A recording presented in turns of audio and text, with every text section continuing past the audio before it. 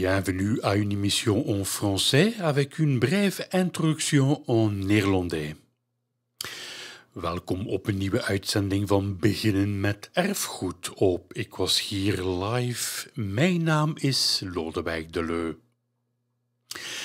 Ben je dol op paarden en wil je die ook tekenen, dan moet je volgens Isabelle Andries de weide in. Dat lijkt onlogisch, want hoe kan je iets tekenen dat constant van houding en positie verandert? Isabelle legt uit hoe je dat aanpakt, wat de voordelen zijn en welk materiaal je best kiest. Bonjour, mon nom est Isabelle Andries, je suis ici à La Hulpe, au parcours d'artiste, et j'ai l'occasion d'exposer mes dessins. Alors ce sont des dessins principalement de chevaux de trait. Alors le dessin, je le fais depuis que je suis toute petite, mais c'est vrai que quand j'ai commencé moi-même à travailler avec les chevaux de trait et à m'occuper de chevaux de trait, j'ai vraiment été séduite par les courbes. Un cheval de trait, c'est tout en rondeur, on voit les muscles, on voit vraiment beaucoup de choses, c'est super intéressant à dessiner. Et puis les yeux d'un cheval de trait, c'est hyper expressif. Donc ça, c'est vraiment un régal pour le dessinateur. Donc, du coup, forcément, comme j'aimais les chevaux de trait et qu'en plus c'était des modèles incroyables, je me suis mis à les dessiner. C'était un peu irrésistible pour moi. Alors je dessine, je crois, en fait mes parents m'avaient mis un cours de dessin, je devais avoir 5-6 ans, parce que mon grand frère allait au cours de dessin. Et la prof a dit à mes parents, « Oh Isabelle, elle peut venir, hein, mais elle fera jamais rien de bon. » Mais j'ai continué et donc je dessine depuis toute petite et voilà, je pense que maintenant j'ai un bon résultat, vous me direz en regardant les dessins. Moi je suis persuadée que tout le monde peut dessiner. Il y a des gens qui me disent « Ah non, le dessin c'est pas pour moi, je suis incapable de faire ça ». Alors je prends toujours l'exemple, tout le monde sait cuisiner. Alors on va parler de cuisine au quotidien pour se nourrir, et puis il y en a qui vont aller beaucoup plus loin dans l'étude et nous faire des choses gastronomiques et devenir un grand chef. Le dessin c'est pareil. N'importe qui peut prendre un bloc de papier, un crayon et commencer à dessiner.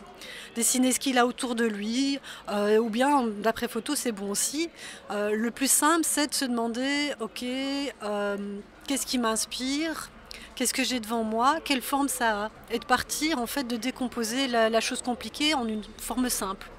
Parce que je vois d'abord un cercle, un carré, et puis après, dans cette forme, d'aller de plus en plus loin pour avoir l'objet ou la chose qui est devant vous ou qui vous inspire. Il ne faut pas une grande technicité, il faut pratiquer régulièrement. C'est vraiment ça. Et plus vous le faites, plus votre œil va être aiguisé et plus votre main va être précise. Donc c'est vraiment de se dire je dessine régulièrement, pas longtemps, mais souvent, et ça va vraiment aider. Alors moi je pense qu'on peut commencer directement par les chevaux. Alors un cheval, quand on le voit de profil, moi je trouve que ça ressemble à un haricot. Donc on va faire le haricot, donc ça va être le flanc du cheval, et puis après on va rajouter la tête devant, et il y a vraiment moyen, même avec quelque chose d'aussi complexe qu'un cheval, de se lancer, même si on n'a pas d'expérience là-dedans. Et fur et à mesure, ça va s'améliorer. Ouais. Alors il n'y a pas que la forme qui est importante, il y a aussi ce que vous ressentez au moment où vous le faites. Ce que vous voyez ou ce que vous ressentez en le faisant. Parce que le dessin, c'est presque de la méditation. Vous êtes occupé à dessiner, vous déconnectez vraiment votre esprit et vous êtes vraiment dans le moment présent. Et ça, peu importe le résultat qu'il y a sur votre feuille. Donc de toute façon, c'est bénéfique. Quand on commence à dessiner les chevaux, ce qui pourrait poser problème, c'est au niveau de l'anatomie. C'est toujours plus facile de dessiner quelque chose qu'on connaît bien. Alors on va se poser la question, tiens, comment est-ce que je vais dessiner la jambe? Ce qui aide, c'est de se dire, ah, j'ai une articulation, dans quel sens est-ce qu'elle plie? Ça va aider beaucoup pour savoir la forme de la jambe, par exemple. La deuxième chose, c'est effectivement qu'un cheval, il ne doit pas être figé. Finalement, le propre du cheval, c'est justement qu'il puisse s'enfuir vite, puisque au départ c'était un animal qui devait sa survie au fait qu'il pouvait courir vite. Donc il faut pouvoir aussi préserver le mouvement dans les dessins. Donc ça, c'est peut-être des choses qui sont effectivement plus difficiles à acquérir. Mais toujours la même chose, au plus on le fait, au plus ça vient. Et quand on dessine, il faut pas avoir peur de se tromper. Ça fait vraiment partie du processus d'apprentissage. C'est pas grave. vous prenez une autre feuille, vous recommencez. Il n'y a rien de, il y a rien de mal, c'est pas grave.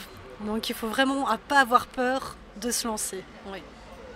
Alors le format que vous choisissez va bien sûr avoir une influence. Si vous dessinez tout petit, vous allez être plus centré sur une forme générale, des petits détails. Si vous dessinez plus grand, vous allez être plus sur du mouvement. Je pense vraiment qu'il y a une différence à ce niveau-là. Et du mouvement dans les deux sens. Le mouvement de votre sujet et votre mouvement. Parce qu'effectivement, un grand format, ça va impliquer tout votre corps et pas juste votre poignet. Donc ça, c'est vraiment aussi intéressant. Ça va vous décrisper. Si vous dessinez tout petit, vous allez avoir tendance à trop peut-être serrer les muscles de votre main en se disant « je veux bien faire ». Donc ça, c'est vraiment très important. Surtout, bien détendre vos mains, avoir un geste souple. Que vous fassiez plusieurs fois le même trait ou qu'il soit directement bon, ça c'est pas grave. C'est même intéressant d'avoir des formes qui se dessinent et que vous retravaillez votre trait. Ça peut donner quelque chose aussi d'intéressant au niveau du mouvement justement. Au niveau de l'outil que vous allez choisir, que ce soit un crayon, que ce soit un bic, ça n'a pas tellement d'importance. Vous prenez quelque chose avec lequel vous êtes à l'aise. Si maintenant vous aimez bien crayonner quand vous êtes au téléphone avec un simple bic, c'est très bien pour dessiner aussi. Il ne faut pas spécialement investir, en tout cas dans un premier temps, dans du matériel pour artistes. Ce que vous avez autour de vous pour démarrer, c'est suffisant. Après, quand vous avez une affinité, que vous commencez à vous dire « Ah, moi j'aime bien de travailler par exemple au crayon », dans ce cas-là, vous pouvez investir différents crayons. Mais dans un premier temps, c'est chouette d'essayer un peu tout ce que vous avez autour de vous et de voir ce qui vous convient. Il ne faut pas non plus hésiter à aller vers des choses comme le fusain, par exemple, qui est très intéressant pour faire des croquis. C'est peut-être un petit peu moins connu du grand public, mais même en tant que débutant, on peut obtenir des très chouettes effets sans trop de complications. Donc ça, c'est intéressant aussi. Peut-être que vous allez vous demander, et d'ailleurs c'est souvent le cas quand je vais en prairie avec des élèves, ils sont un peu pétrifiés par le fait que le cheval il bouge. C'est pas grave. Vous prenez une grande feuille et vous commencez votre dessin. Il change de position. Sur la même feuille, vous recommencez un autre dessin.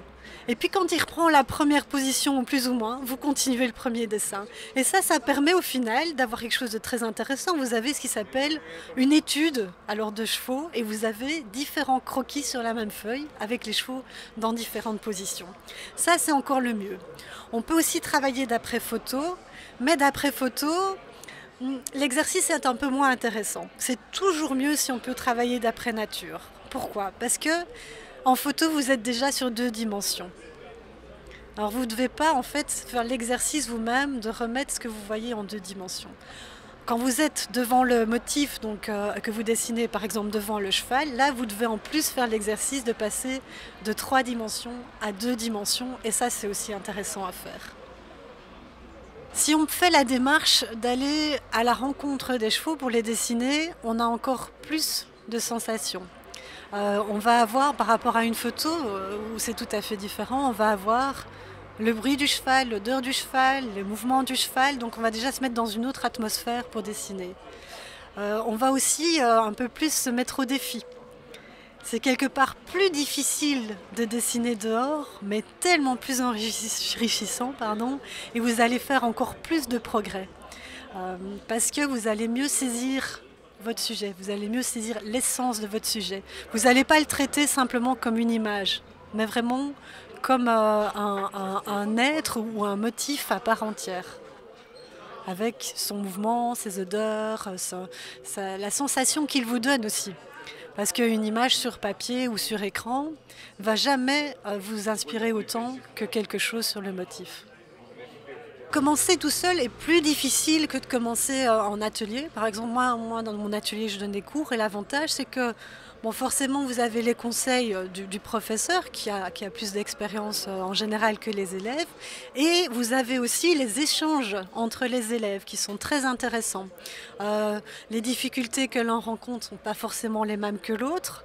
Et puis, il y a une sorte aussi d'émulation. Un élève va bien aimer ce que l'autre a fait et va lui dire « Ah, moi j'aime bien comment tu as fait cette partie-là ». Et ça donne en fait un autre regard sur son propre travail. Donc ça, c'est très intéressant, le travail de groupe. Ouais.